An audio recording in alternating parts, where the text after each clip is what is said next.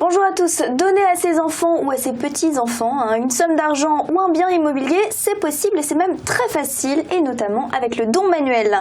Mais dans la pratique, quelle est la meilleure façon finalement de réaliser ce don? Eh bien, on en parle avec Catherine Castelli. Bonjour Catherine. Bonjour Mélodie. Merci d'avoir accepté cette invitation. Alors finalement, d'abord, un don manuel, qu'est-ce que c'est exactement?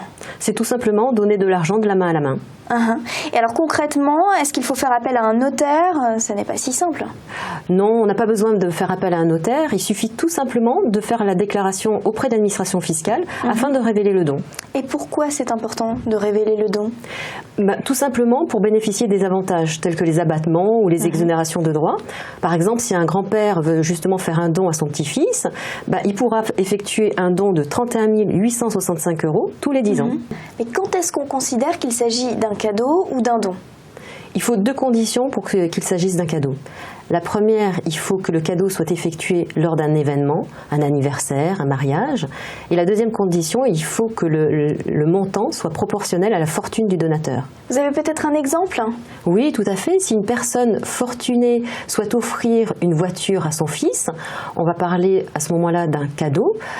Au contraire, si une personne qui a des revenus modestes souhaite offrir cette même voiture, on va peut-être parler d'un don. C'est donc en fonction des revenus. Alors, quelle est la meilleure façon de réaliser un don? Alors souvent, les parents ou les grands-parents aiment bien ouvrir un compte au nom des enfants. Et une des solutions, c'est d'ouvrir un contrat d'assurance vie. L'assurance vie, quel est l'intérêt? L'assurance vie, tout simplement parce que les sommes versées vont produire des intérêts. L'enfant va pouvoir avoir un capital plus des intérêts. Et c'est idéal pour des projets à moyen ou long terme. Et à quel âge, finalement, l'enfant peut disposer de ces fonds? Tout simplement à sa majorité, à ses 18 ans. D'accord, il n'y a pas d'autre solution? Si, tout à fait. Nous avons mis en place un service avantage donation qui permet aux parents ou aux grands-parents de donner la date à laquelle l'enfant pourra disposer des fonds. Comment vous faites? On effectue un pacte adjoint. C'est un acte dans lequel sont reprises toutes les conditions du don. Merci beaucoup Catherine Castelli pour ces explications. On se retrouve bientôt?